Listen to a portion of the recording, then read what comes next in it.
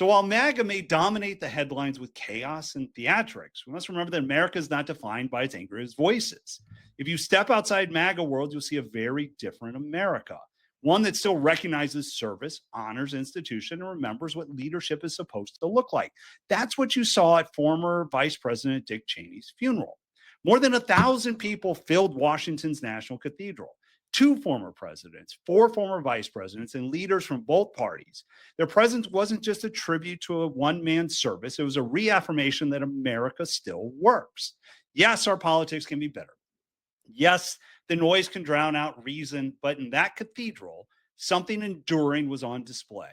Respect for service, for the nation, and for the institutions that bind us together. People who disagreed deeply stood shoulder to honor a life devoted to country.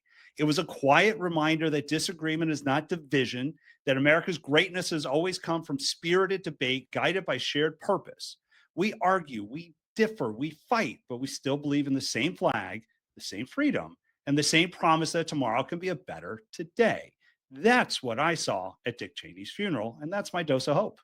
Well, I'm certainly no fan of Dick Cheney, but I agree with you that what you saw at that funeral was respect for the office, for the institution, and a belief that America's institutions are part of what unites us. We're the only country ever founded with a belief in a common creed, not necessarily a religion, not even really a philosophy, a belief in a form of government, and that we owe to one another a certain kind of allegiance and respect.